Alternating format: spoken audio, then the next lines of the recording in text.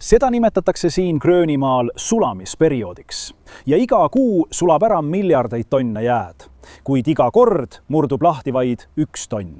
Merevee tase tõuseb ja kogu planeet on mõjutatud. Esmapilgul tundub, et Gröönimaal on võimatu elada. Siin näeb peaaegu ainult jääd. See on tohutult lai, väga vaikne ja väga külm, kuid selle paksu jää all peitub maailm, mida teadlased alles nüüd tasapisi mõistma hakkavad. Ja mida sügavamale nad Gröönimaa uurimisse lähevad, seda rohkem mõistatusi ilmneb. Nad on avastanud iidseid mägesid, mis on jää alla mattunud. Seal on ka orge ja kanjoneid, mis on palju suuremad kui varem arvati. Ja on ka maa-alasid, mida pole miljonite aastate jooksul päikesevalgus puudutanud. Neile, kes ei tea, Gröönimaa on maailma suurin saar. National Geographicu ja NASA andmetel on peaaegu 80% kogu saarest kaetud väga paksu jääkihiga. Mõnes kohas ulatub see jääkiht isegi peaaegu 3 kilomeetri paksuseni.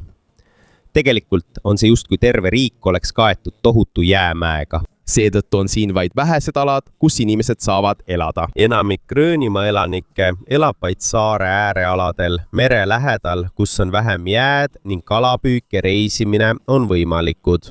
Gröönimaa keskel pole peaaegu ühtegi püsiasulat. Seal on vaid lõputuna näiv jää. Ja mis veelgi kummalisem, linnu ei ühenda ka tavalised maanteed. Enamasti saab peistesse kohtadesse ainult lennuki, helikopteri või paadiga. Kui sa vaatad Gröönimaad ülevalt, näeb see tõesti välja nagu tohutu valge kõrb. Aga tegelikult ei näinud see varem üldse selline välja. Kliimateadlaste ja geoloogide uuringute kohaselt oli Gröönimaa kliima miljoneid aastaid tagasi palju soojem. Siin olid siis metsad, taimed, loomad ja olid ka piirkonnad, kus polnud üldse jääd. Aga kui maailm aja jooksul järjest külmemaks muutus, hakkas Gröönimaa tohutu jääkilp aegamisi tekkima. Igal aastal lisandub sellele lund. Vana lumi, mis jääb alla kinni, muutub aegamisi kõvaks, kuni sellest saab tahke jää. Ja väga pika aja jooksul muutus jää aina paksemaks ja paksemaks, kuni see kattis peaaegu kogu saare. Aga isegi kui Gröönimaa on jääga kaetud, ei tähenda see, et kõik selle all oleks surnud.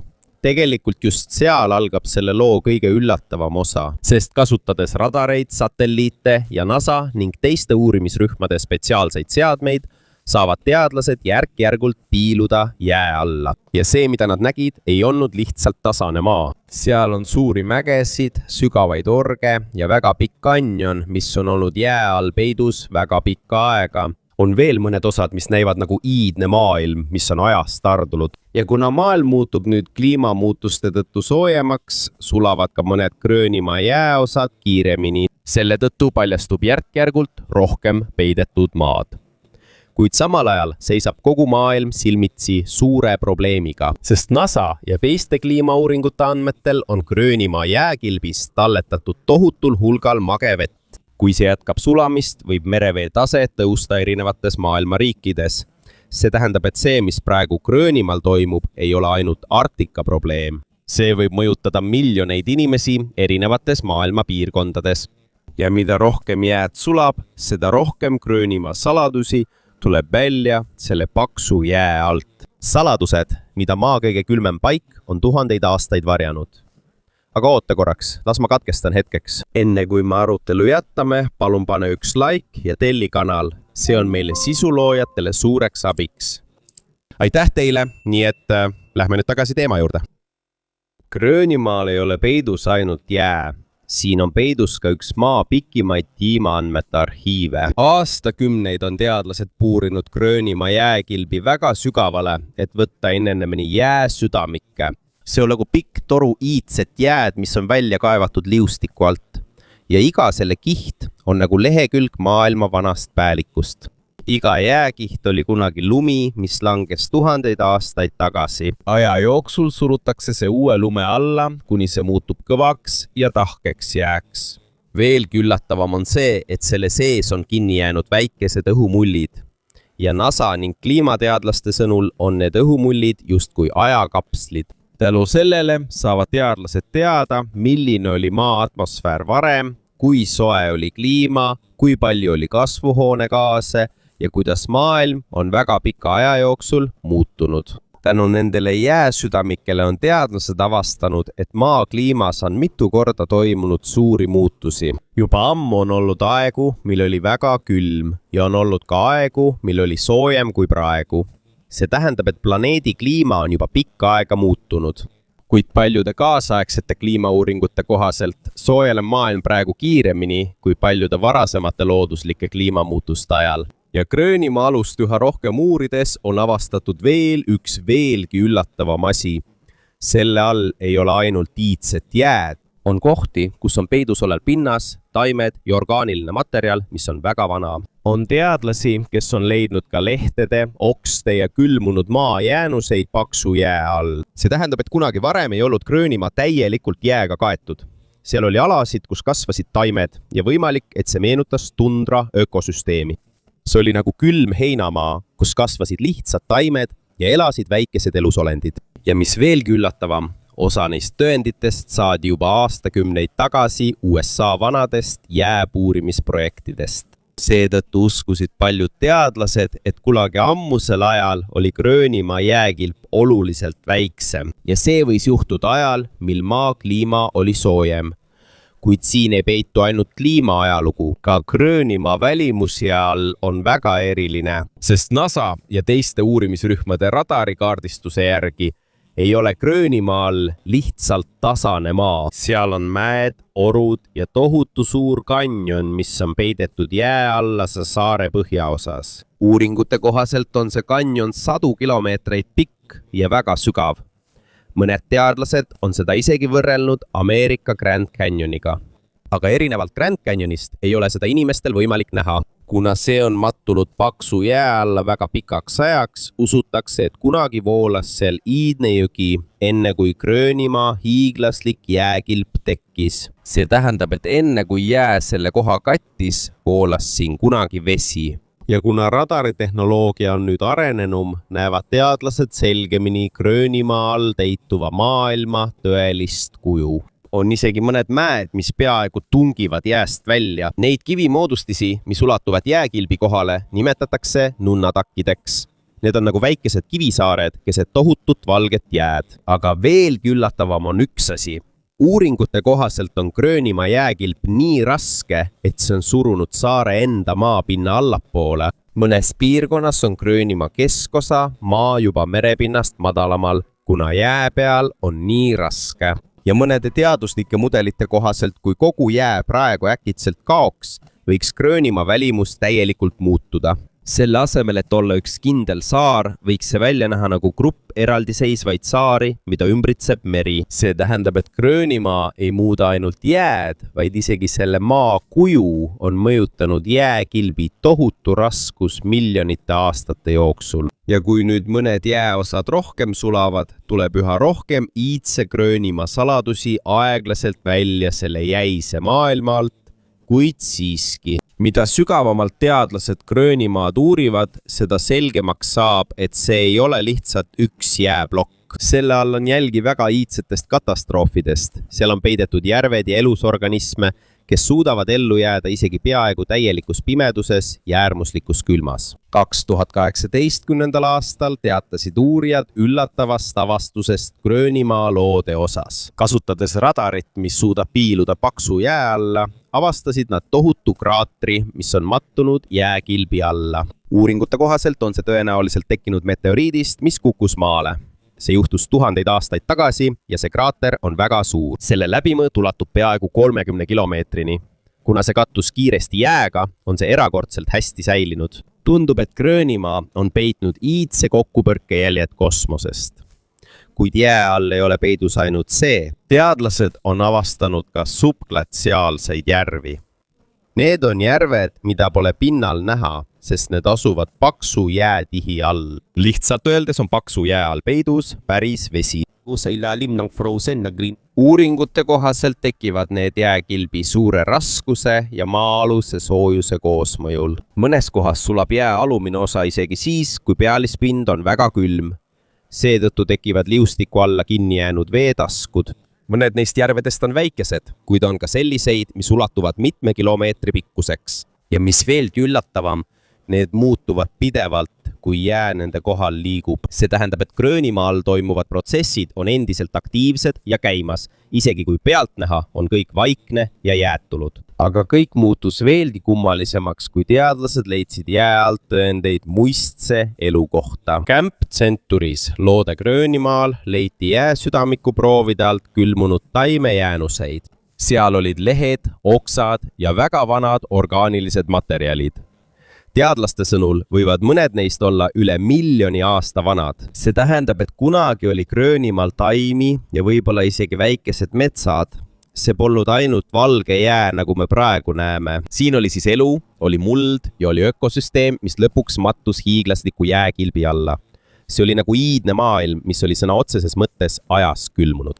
Aga veelgi üllatavam on see, et Gröönimaal ei ole ainult surnud taimed. Siit on leitud ka tänapäevani elus organisme. Teaduslike uuringute kohaselt elavad jää all mikroobid ja bakterid, isegi siis, kui päikesevalgust peaaegu pole. Mõned neist leiti jääsüdamike väga sügavatest tihtidest. Ja teadlaste sõnul on mõned bakterid jäänud elusaks isegi pärast 1000 aastaid külmununa. Esmapilgul tundub võimatu, et sellises kohas võiks midagi elada. Pole soojust, peaaegu pole toitu, rõhk on väga kõrge ja temperatuur on pidevalt alla 0. Aga need tillukesed organismid leiavad siiski viisi, kuidas ellu jääda. Selle asemel, et kasutada päikesevalgust nagu taimed, saavad nad energiat keemilistest reaktsioonidest kivimites ja mineraalides enda ümber. Teadlased nimetavad seda keemosünteesiks. See tähendab, et isegi ilma päikeseta on siiski võimalus elu tekkeks. Ja tänu sellele on teadlased hakanud rohkem huvi tundma elu võimalikkuse vastu teistel jäistel maailmadel, nagu Jupiteri kuu Euroopa või mõned Marsi piirkonnad minevikus. Sest kui Gröönimaa paksu jää all on elu, võib see olla võimalik ka mõnes teises kohas päikesesüsteemis. Gröönimaa suvel märgatakse veel üht kummalist nähtust. Mõnes jääpiirkonnas ilmuvad pinnale tumedad laigud. Need ei ole lihtsalt mustus. Sageli on need põhjustatud vetikatest, tolmust ja mikroorganismidest, mis elavad jääkilbi pinnal sulavees. Ja kuna nende värvus on tume, neelevad nad rohkem soojust päikeselt. Selle tõttu sulatavad nad enda ümber jääd kiiremini, nagu väikesed elusolendid, mis muudavad aeglaselt Gröönimaa pinda. Seega, mida rohkem maailm Gröönimaad uurib, seda selgemaks saab, et see on tohutu maa külmunud arhiiv. See ei ole lihtsalt jäämass. See on paik, mis peidab endas iidseid kliimaandmeid, meteoriiditabamuste jälgi, peidetud järvi ja organisme, mis suudavad ellu jääda planeedi ühes kõige karmimas keskkonnas. Mida rohkem teadlased Gröönimaa jää all olevat maailma avastavad, seda enam tekib neil üks küsimus, mis neid üha enam mõtlema paneb. Kas on võimalik, et jää all peitub veelgi suuremaid ökosüsteeme, mitte ainult lihtsad bakterid, vaid kohad, millel on omaenda väike maailm? See idee ei ole lihtsalt kujutlusvõime vili, sest Antarktikas on paksu jää all leitud subglatsiaalseid järvi. Ja teadusekspeditsioonide andmetel, kui uurijad puurivad mõnesse neist järvedest, leidsid nad mikroobe ja väikeseid organisme, mis on juba ammu maailmast eraldatud. Antarktikas on veel kohti, kus maa all on vulkaanilisest tegevusest tingitud soojust. Mõnes maa-aluses koopas seal kasvavad samblad, seened ja väikesed organismid, kuigi pinnal on väga külm, nagu oleks peidetud elu ühe jäätunud planeedi all. Gröönimaal pole aga veel selliseid vulkaanilisi koopasüsteeme avastatud. Kuid uuringute kohaselt on saare all ka mõned geotermilised kuumkohad. See tähendab, et Gröönimaal on piirkondi, kus maa sisemusest tuleb loomulikku soojust. Ja seetõttu on võimalik, et jää all on kohti, kus on sulavesi ja tingimused, mis suudavad toetada lihtsat elu. Praegu ei ole veel tõendeid suurte loomade või kummaliste olendite olemasolu kohta Gröönimaa all. Aga teadlaste sõnul on võimalik, et seal on väikesed ökosüsteemid, mida pole siiani veel avastatud. Ja iga muda, jää või mikroorganismi proov, mille nad liustiku alt saavad, annab uut teavet ellujäämise kohta äärmuslikes keskkondades. Seetõttu kasutavad teadlased Gröönimaad ka omamoodi harjutusväljakuna, et uurida, kas elu on võimalik ka teistel külmunud maailmadel meie päikesesüsteemis. Näiteks Jupiteri kuul Euroopal arvatakse olevat ookean paksu jääkihi all. Ja kui Gröönimaal suudavad mikroobid ellu jääda, võib see olla võimalik ka teistel maailmadel. Aga samal ajal, kui teadlased uurivad jää all peituvaid saladusi, on nüüd veel üks suurem probleem süvenemas. sest Gröönimaa ise muutub juba tasapisi. Aastakümnete jooksul on uurijad märganud, et Gröönimaa jääkilp sulab nüüd kiiremini. Ja NASA ning teiste kliimaseiregruppide sõnul on Arktika praegu üks planeedi kõige kiiremini soojenevaid piirkondi. Igal suvel sulab rohkem jääd kui varem. Isegi kõrged ja väga külmad alad jääkilbi keskel on mõnikord kogenud pinna sulamist, kui ilm on olnud eriti soe. 2012 ja 2019 aastal näitasid satelliidipildid sulavett isegi Gröönimaa jääkilbi kõige kõrgemates osades. See on väga ebatavaline, sest see piirkond oli varem väga külm. Veelgi üllatavam oli see, mis juhtus 2021 aastal. Esimest korda kaasaegsete andmete ajaloos sadas Gröönimaa jääkilbi tipul vihma. Mitte lund, vaid vihma. Ja paljude teadlaste jaoks on see selge märk sellest, kui kiiresti Arktika kliima muutub. Gröönimaa ümbruses õheneb järk-järgult palju liustikke, mis on otse merega ühendatud. Nad libisevad kiiremini ookeani poole ja selle tõttu eraldub ja ujub merre rohkem hiiglaslikke jäämägesid. Uuringute kohaselt kaob Gröönimaal igal aastal miljardeid tonne jääd. Ja see ei mõjuta ainult Gröönimaad. Kuna jääkilp sulab ja tohutul hulgal magevett satub ookeani, on see nüüd üks suurimaid põhjuseid merepinna tõusule kogu maailmas. Esmapilgul tundub, et merevee taseme tõus igal aastal on väike, aga kui see kokku liita paljude aastakümnete jooksul, on sellel suur mõju rannikulinnadele ja madalatele aladele erinevates riikides. Ja paljude kliimaprojektsioonide kohaselt võib see sajandi lõpuks veelgi hullemaks minna, kui maailma kiire soojenemine jätkub. Nii et samal ajal, kui Gröönimaal olev iidne maailm aeglaselt päevavalgele tõuseb, ilmneb ka üks selge tõsiasi. Jää ei ole püsiv, see liigub ja sulab. Ja kui maakliima muutub, tulevad aeglaselt päevavalgele ka need saladused, mida on tuhandeid aastaid selle jäise pinna all varjatud. Praegu ei ole teadlaste jaoks enam suurim küsimus see, kas Gröönimaa jää sulab, vaid kui kaua suudame seda veel pidurdada. Sest paljude kliimauuringute kohaselt on võimalus, et maailm jõuab niinimetatud murdepunkti. See on punkt, kus jää kaob pöördumatult, isegi kui inimesed vähendavad kasvuhoonegaaside heitkoguseid. Lihtsamalt öeldes on see nagu dominoefekt. Kui kliima jõuab kriitilise soojenemistasemeni, hakkab jääkilbi sulamine üha kiiremini toimuma. Ja mis on muret tekitav, Gröönimaal on tallel tohutul hulgal jääd. NASA ja teiste teaduslike hinnangute kohaselt, kui kogu Gröönimaa jääkilt täielikult sulab, võib see tõsta maailma meretaset peaaegu 7 meetri võrra. See on tohutult suur. Paljud rannikulinnad erinevates riikides võivad selle juhtudes vee alla jääda või hoopis kaardilt kaduda. Kuid teadlased rõhutavad, et see ei juhtu kohe mõne aasta jooksul. Selleks võib kuluda veel 100 aastaid. Aga probleem on selles, et muutused, mida on raske tagasi pöörata, on juba praegu alanud. Ja kui maailm soojeneb, on 2 asja, mis kiirendavad Gröönimaa sulamist veelgi. Esiteks soojeneb seda ümbritsev ookean. Kui merevesi on soojem, sööb see ära liustika alumise osa, mis on otse merega ühendatud. Teiseks, mõned jääosad muutuvad tumedamaks. Kui jääkilbi pinnal on mustust, tolmu või tumedaid mikroorganisme, neelab see rohkem päikesesoojust. Selle asemel, et päikesevalgust tagasi peegeldada, muutub jää soojemaks. Ja selle tõttu sulab see kiiremini. Nüüd on Gröönimaal tavapärased stseenid, mida varem nähti harva. On jõgesid, mis on tekkinud sulanud jääst ja voolavad otse liustiku pinnal. Mõned neist on erksinist värvi.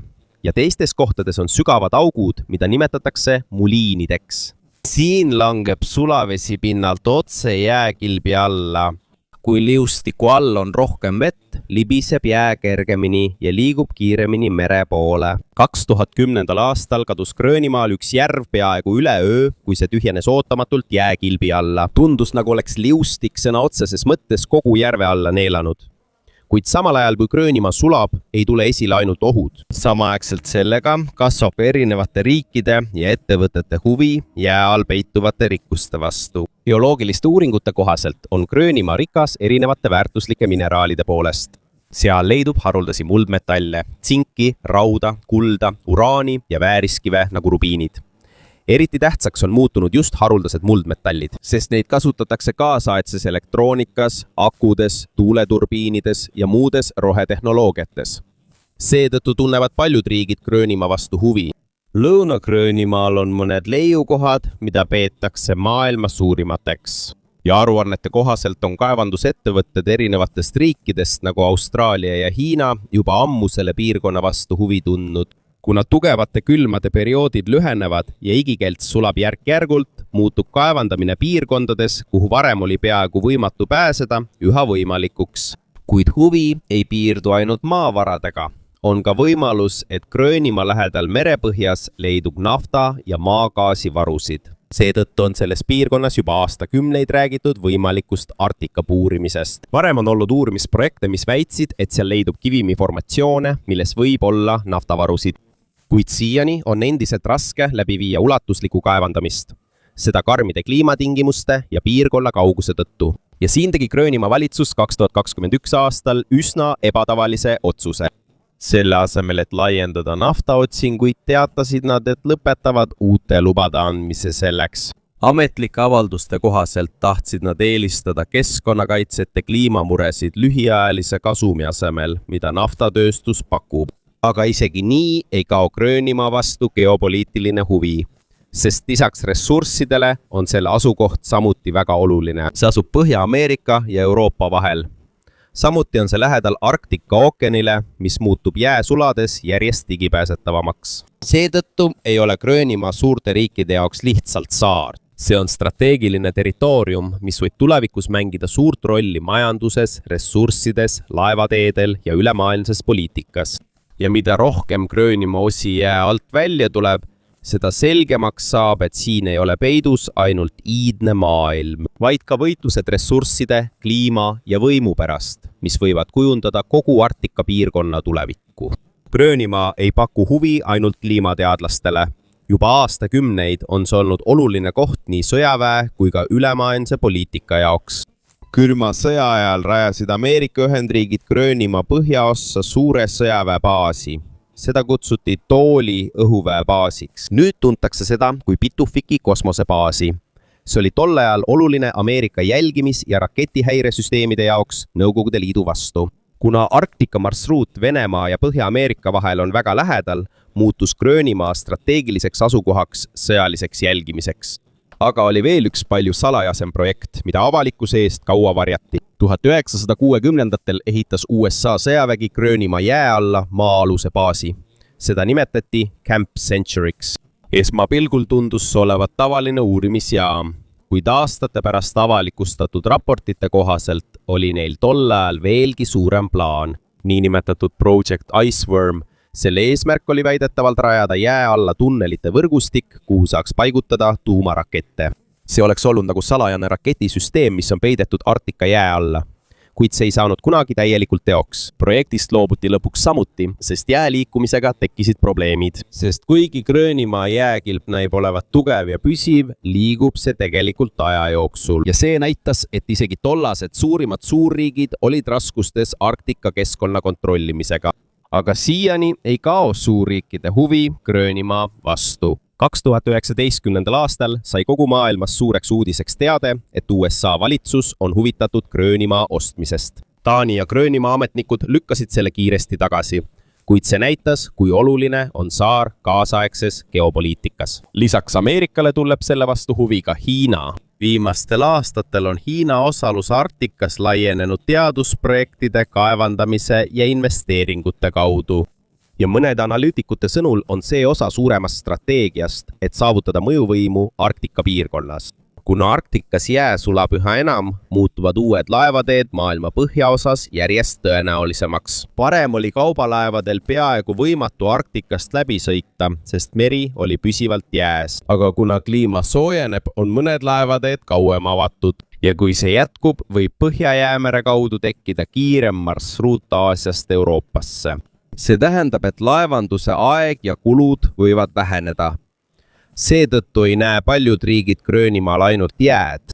Nad näevad seal kaubanduse, ressursside ja strateegilise kontrolli tulevikku Arktikas. Ja mida rohkem kasvab ülemaailmne huvi selle piirkonna vastu, seda olulisemaks muutub ka küsimus Gröönimaa enda tuleviku kohta. Praegu on Gröönimaa autonoomne territoorium Taani kuningriigi koosseisus. Tal on oma parlament ja valitsus, mis tegelevad enamiku kohalike asjadega. Kuid kaitse- ja välispoliitika on endiselt suuresti seotud Taaniga. Praegu soovivad paljud gröönimaalased siiski suuremat kontrolli oma maa ja ressursside üle.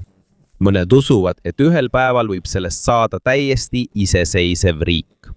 Kuid see küsimus on keeruline, sest suur osa Gröönimaa majandusest sõltub endiselt Taani iga-aastastest rahalistest toetustest. Kui Gröönimaa peaks iseseisvuma, peab tal olema piisavalt oma tulu sellistest tööstusharudest nagu kalandus, turism ja kaevandamine. Ja siin muutub tasakaalu leidmine keerulisemaks, sest mida rohkem majanduslikke võimalusi Gröönimaal tekib, seda suurem on ka oht selle keskkonnale. On neid, kes tahavad laiendada kaevandamist ja arendustegevust, kuid on ka neid, kes soovivad kaitsta habrast Arktika ökosüsteemi. Ja Gröönimaa valitsus näitas seda juba 2021 aastal, kui nad peatasid uute naftaotsingulubade andmise kliimamurede tõttu. Lihtsamalt öeldes ei taha nad loodust kohe kiire kasumi nimel ohtu seada. Gröönimaa on ka aktiivne osaleja Arktika aruteludes ja kliimaläbirääkimistel. Nad toovad sageli esile põlisrahvaste vaatenurki, kes on Arktika piirkonnas juba ammu elanud. Nende jaoks pole siin kaalul ainult ressursid, vaid ka kultuur, loodus ja tulevaste põlvkondade tulevik. Ja mida aeg edasi, näevad paljud vaatlejad Gröönimaa jaoks kahte võimalikku suunda. Esiteks, on võimalik, et sellest saab ühel päeval iseseisev riik, kasutades oma ressursse ja rahvusvahelisi partnereid oma majanduse ülesehitamiseks. Teiseks, see võib jääda Taaniga seotuks, kuid omada suuremat iseseisvat valitsemist ja kohalikku kontrolli. Mis igales ka juhtuks, on selge, et Gröönimaa muutub järgnevatel aastakümnetel veelgi. Mida rohkem jää sulab, seda rohkem ühendub see ülejäänud maailmaga. Rohkem laevu, rohkem äri, rohkem poliitilisi huvisid, kuid sellega kaasnevad ka rohkem ohte ja raskemad otsused. Sest Gröönimaa ei ole lihtsalt üks tavaline jääsaar. See on koht, kus kohtuvad kliimamuutused, geopoliitika, loodusvarad ja Arktika tulevik. Ja umbes 56 000 inimese jaoks, kes siin elavad, on maailm, mida nende lapsed tulevikus näevad, tõenäoliselt hoopis teistsugune kui see Gröönimaa, mida me täna tunneme. Vähem jääd, rohkem ühendusi maailmaga, kuid siiski säilib see külm, karm ja ainulaadne Arktika vaim, mis on selle saare elu juba ammu kujundanud.